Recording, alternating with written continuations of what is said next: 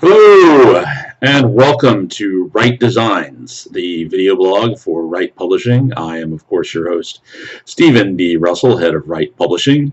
We are here to talk today about Faces of the Tarnished Souk, an Npc Collection.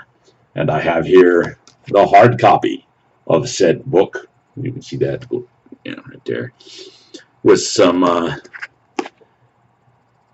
beautiful artwork by Juan Diego de Andres there on the cover, and Camille Jadzak there on the back, with lots of really, great, beautiful interior art as well. This is really just a very, pretty book that I am especially pleased by. We've spent a long time working on this particular product, many years in fact, and at over 320 pages. Elton Robb did a hell of a job laying all of that out. I also want to thank our patrons of our Kickstarter who gave us a great deal of help on the proofreading aspect of this. This book would not be nearly as cool without their help. It's a huge project, and it's something that I've always wanted to have come out, to have a collection of NPCs that cover both the low, the mid, and high level ranges, so you have a progression of the NPC. So the world doesn't always revolve around the PCs. Your NPCs can advance too. I had a lot of fun being the developer on this project. I had a lot of fun getting to do just a little bit of writing here when we talked about how GMs can use them in places other than the original campaign setting of Coliseum Morphean. I can't say enough about the quality of Matt Bannock's writing and character introductions for each of these, creating not just characters with complex motivations, but characters that could be used as both allies, as just everyday merchants and servicemen who can, help you out in a marketplace, but also any number of NPCs that could be used as major villains in your campaign. And that's really hard to bridge the difference between, it's something that can function as ally, neutral, mercenary, third party, and, flat out villain. It's hard to do, and he did an amazing job combining that. And then he took those, write-ups from the stat blocks that, we sat around whenever somebody pitched one of these, and we pitched back and forth ideas of what we wanted this character to be and what we wanted the character to do. And then Justin Sluter would go off and create these amazing stat blocks, and do what I really wanted them to do, which was be very complex, something a GM. You can't just sit down with the core Pathfinder player's handbook and just create these stat blocks. It's not something you can do. I really, really enjoy the idea of this type of book, and I'm really, really pleased with how it came out. It's just one of those things that I've been really looking forward to. There's a lot of amazing content in here, not just the NPCs. There's original templates that Justin created, there's original feats that he created, there's original custom magical items that he created, additional monsters and races and classes, and the list just goes on and on for the custom stuff that Justin created for this. And what he borrowed from. The OGL made this book very possible. He borrowed everything from, templates from the advanced bestiary all the way out to horrifically overpowered feats from Rogue Genius Games to, stuff from our 101 Not So Simple Monster templates, to, psionics from Ultimate Psionics. There's just, he went everywhere. There was no place sacred for Justin when he created this book, and I was really pleased to see him do so with this, and it's come out extremely, extremely well. It's been very successful in its initial release. We're also doing a sale for those who care. You can get the original Coliseum Morpheum campaign setting in PDF for $2.99. The original print book is sold out, and I can't get copies of it. So that's up to you to try to scrounge one of those out. Um, there's also, any number of supplemental books like 101 NPC boons and NPC grudges that's on sale at Drive-Thru RPG. You can go to their sales page and you'll find that there, along with Faces of the Tarnished Souk. There as part of our celebration of being able to release this after such a long development time. And that's a lot of what I think I have to say about this book. It was a dream idea, and it's come to fruition, and now it is in my grubby, greedy, little hands, and I'm extremely happy to have this book with me. Now that I've talked about what this is supposed to be about, it's also a daily video blog for me now. Is something I want to turn this into. So I want to talk about the things that, how my day was as I'm a publisher, I'm a game writer, designer, and developer. I edit, I do layout. So there's a lot of hats that I wear as the head of Rite Publishing. I want to talk a little bit about Mike McAtor today. Unfortunately, he left us yesterday. As I understand it, having been in a car accident, he died yesterday. I did not know Mike McAtor personally. I know a lot of people who've been affected by his loss because the gaming community is small, and the gaming designer community is even smaller than that. So everybody knows everybody. Even a small little micro press company like Rite Publishing helped us with a little book called The Breaking of Forstor Nagar, and I want to show you something there. I don't to be disrespectful, but I want to show you this here. This is a book this is the printing proof copy for The Breaking of Forstor Nagar for 13th Age. We did a Pathfinder version a long time back, and Mike actually helped us out with a bit with this. As you can see, the main banner image is a white dragon. In the Pathfinder White Dragon, the Pathfinder White Dragon was different than the traditional White Dragon. We wanted to understand how that worked and what effects that had. And Mike McAtor was the writer of Dragons Revisited and Dragons of Glorion, and I wanted to talk to him about it. And so I, just sent out an email, and he was kind enough to and generous enough to take the extra time to talk to me about, something he had left behind. He'd moved on from Paizo at that time, but he took the time to discuss it with us, and just, that's a generous spirit for somebody who didn't have to do something like that, just for the pure love of the game. And he was very generous and thoughtful, and found it really interesting. And there was a lot of people who were a lot closer to him that were friends of mine, and I've read their Facebook posts today, and I've talked to them through private chat about how this has affected them or affected their friends. And there's a lot of cliched things that you can say about anything. Somebody's passing, it's easy to say a lot of cliched things, and the only thing I can say is that I want to offer condolences to their friends and family on their loss.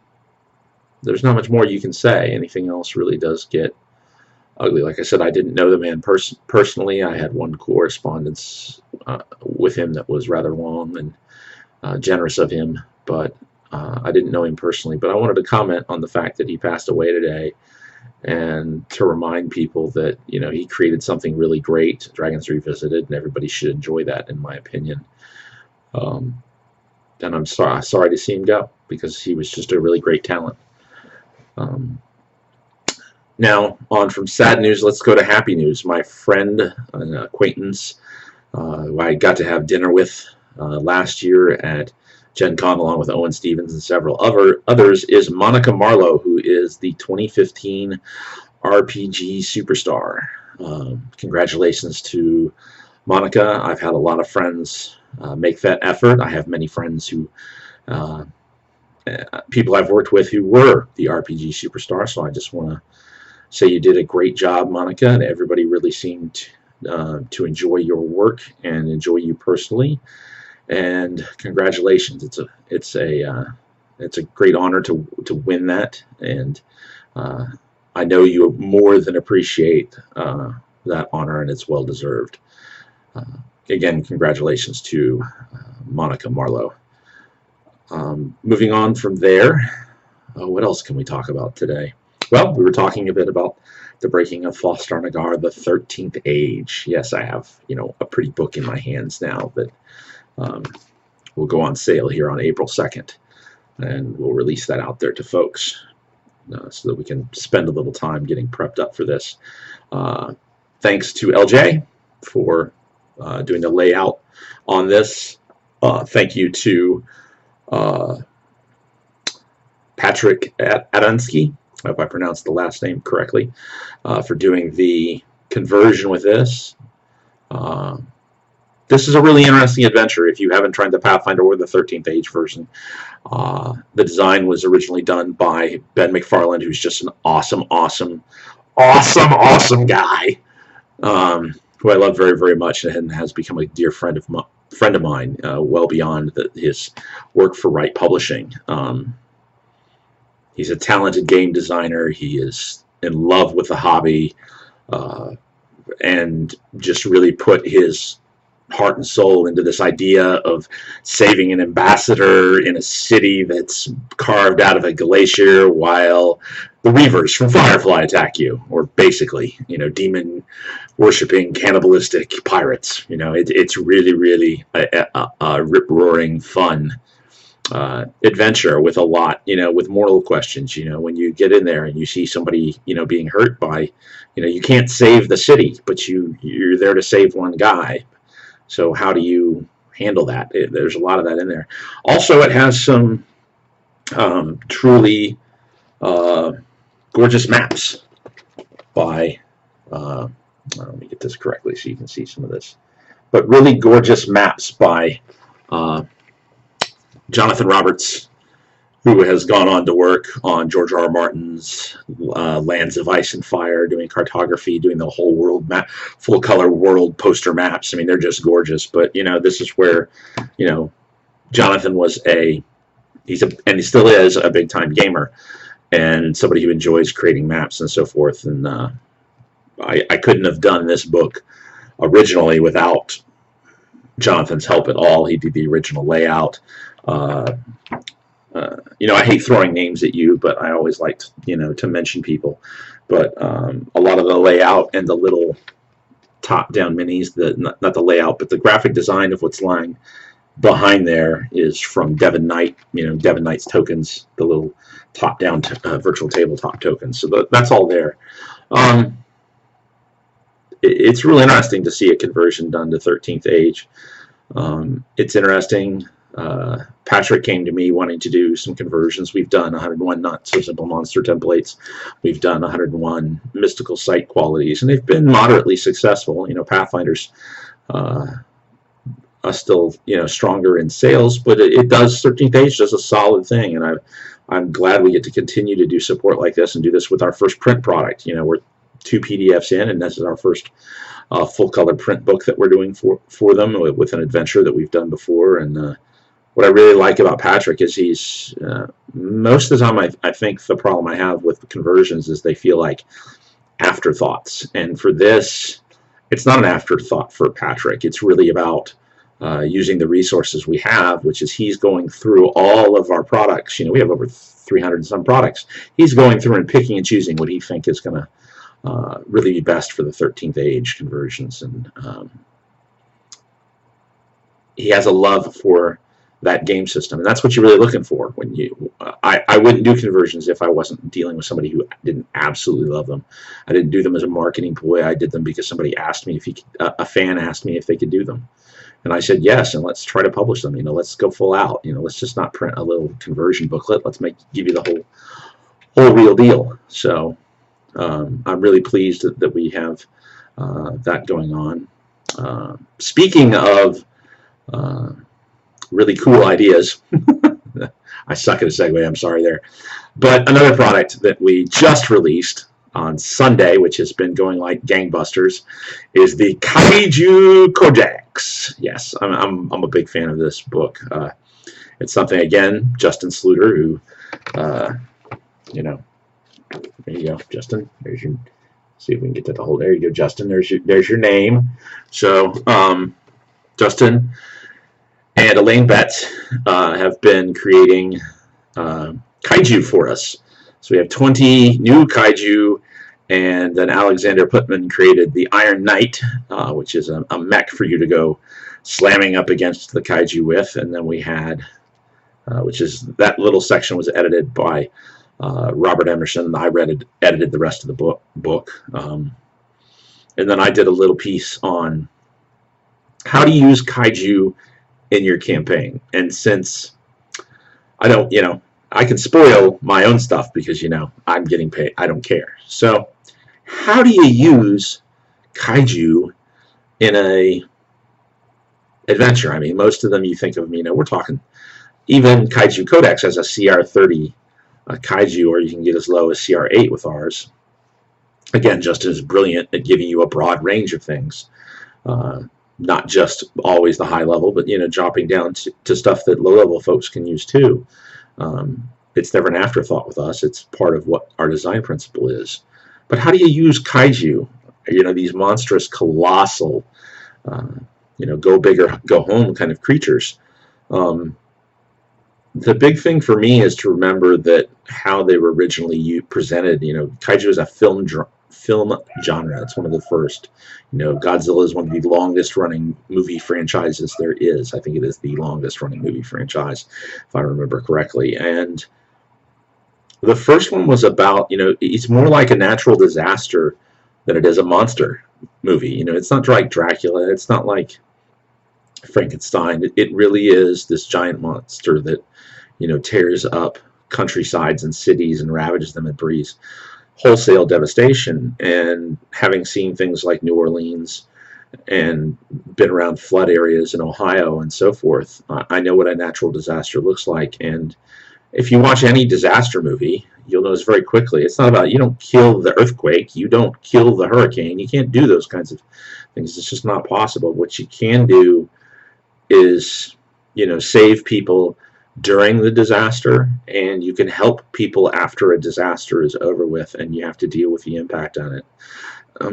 And there's many ways this can be used. You can use it on the micro scale, very Cloverfield style of natural disaster, where you don't let the players really know what's going on.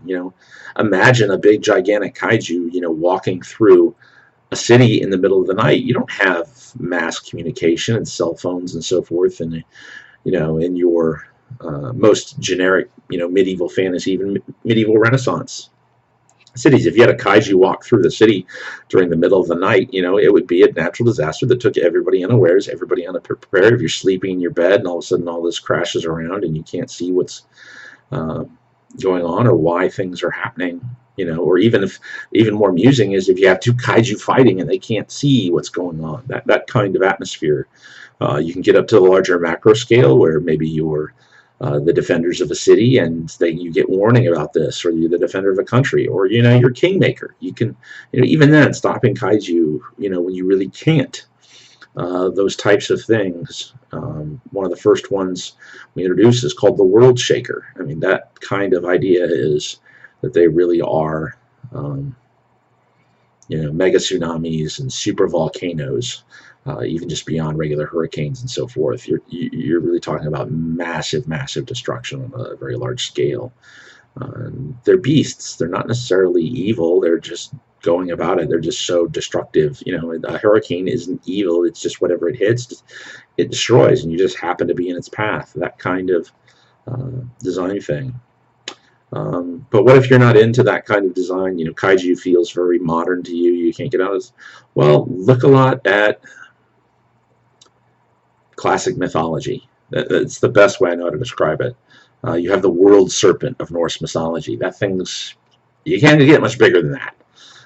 That's pretty kaiju sized. You have Chibdris and Sicilia of Greek myths. You have some of the titans are just really out there. We talk about stuff like that. There's Rakshas from the Hindu legends that are ridiculously large. I mean, there's all kinds of ridiculously large monsters that from classical mythology. So don't, if you take the time to incorporate them into your setting and they have a history, I don't know how many adventures I've run where, whatever was affecting us hadn't been seen in 1,000 years.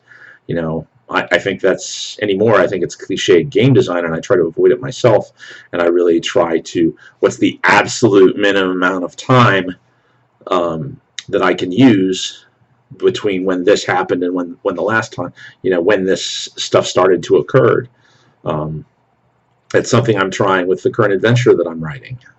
Trying to, minimize those big long 1,000-year gaps. But you can put stuff in your, the epochs before written history, where all you have is the classic mythology tales that you can include these kaiju in.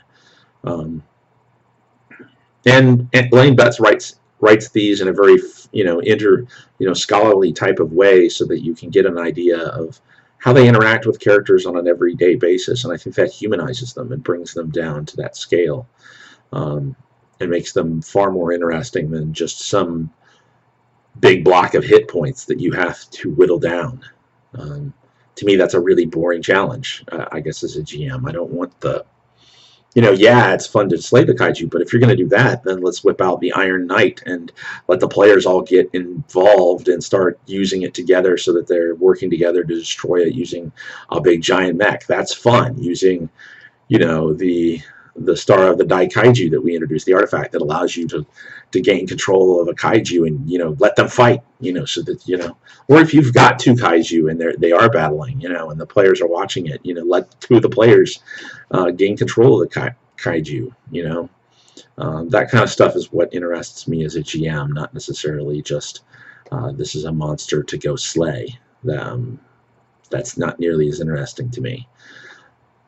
But that's my thoughts on Kaiju Codex. I hope you'll check it out. It's sold very, very well, and I see a lot of people responding to it very positively.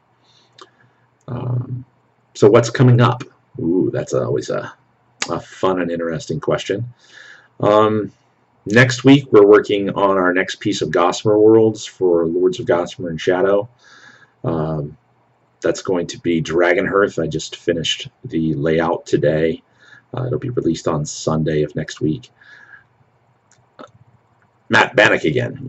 If you notice, I use a lot of the same people. It's because they're that talented, they're that reliable, they're that fun to work with. And that's really what it comes down to, reliability, dependability, talent, and those are the things that keep me working with the same people over and over and over again. But Matt Bannock has a real gift for writing really innovative stuff, and he created something called Dragonhearth for the Gossamer World series, and it's an idea of a world where Gossamer reality itself is made of dragon stuff. The whole world is populated by dragons and humanoid dragons and wyverns and dragon turtles and big gigantic landscape mountain ranges that are just the back spines of dragons. That kind of place, where dragon bonds, a bond between a Gossamer Lord and a dragon really means something. And the idea that a dragon itself can be a Gossamer Lord, we talk about this a lot in our games, that, Gossamer Lords are on the level of superheroes, so statting out your dragon is as easy as statting out any other character. You just have to pay the points to carry your abilities over. It's not that hard, and it's really one of those more interesting things. That's why I really look forward to the long walk when we can get down to the details of doing that more. It's an interesting take on an old idea, and Matt always comes out of the crazy booth with new and innovative ideas. There's a lot of fun stuff here. Integrating the idea that Dragonhearth is not in of itself an island, so it reacts and deals with the idea of people arriving from the Grand Stair. It's one of those interesting and complex ideas. So that's what's coming next week. As to the week after that, I don't want to get too far ahead of myself. Of course, we have the Breaking of Forstor Nagar for the 13th Age, which will be released on April the 2nd, so that we'll have that to push forward and celebrate. We'll be talking a lot about that in the coming weeks as we get more and more into it. It's a really interesting adventure, and maybe we'll get lucky and we'll have Ben McFarland come in here and talk a little bit about it. Maybe we can get Adam on here. I don't know how difficult that'll be. He's over in Poland, so the communication could be a little difficult, but maybe we'll get a Google Hangout going with him or a Skype. I'm a big fan of having people on for me to talk to, because I hate this talking head kind of stuff where you're just listening to me yammer. So wrapping up in the last 5 minutes here, the big thing that I want you to go away with, looking down the line, is that we have Faces of the Tarnished Souk out, and we have Kaiju Codex out. I hope you'll take a look at both of those and consider purchasing both of them. I hope you'll keep following my text blog. This is my video blog here, so I hope it's also part of Rite Designs, but I've been doing a set of encounters every weekday as I slowly expand a little area. It's part of my adventure For a Mother's Love, which is set in a much larger campaign for my homebrew campaign called The Last Request. And A Mother's Love really comes down to the domains of the Deathless Duke, who is, and as the PCs explore that area and learn more about the Deathless Duke and why he's down there and what he's trying to do with the Empyrean Bastille. So I hope folks who have been following that and enjoying it and asking me questions about that will continue to do so, and I'll continue to update that. We also, wow, I got a lot of stuff. I haven't talked about stuff in so long. Don't forget to also check out, for players, since I've been talking all GM stuff all day, we have The Secrets of the Iron Titan, which I did an update for recently for the main document after some nice feedback from players about some errors that had crept into the document, so we fixed those. And also a reminder that we did a update in the Pathways issue number 48 for some additional free content. As always, our Pathways e-zine, which is up to issue number 48, of course, is free and ongoing. So I hope you'll continue to enjoy that and consider supporting us, and consider, and thank you for, buying Rite Publishing products. I wouldn't have this good of a job and being able to be a publisher, game designer, layout artist, editor, developer, CEO, whatever you want to call me at this point, without your support. Oh, and for those of you who like supporting us, and you, besides the sale we have on some of the stuff supporting Faces of the Tarnished Souk, I am doing free shipping when you buy directly from writepublishing.com for our print products until May 15th. And that's for, I don't care if you live in Australia, I'll give you free shipping if you buy one of our books directly through Rite Publishing. That's something I'm doing for a short period to test out how that works. So you can take advantage of it if you'd like.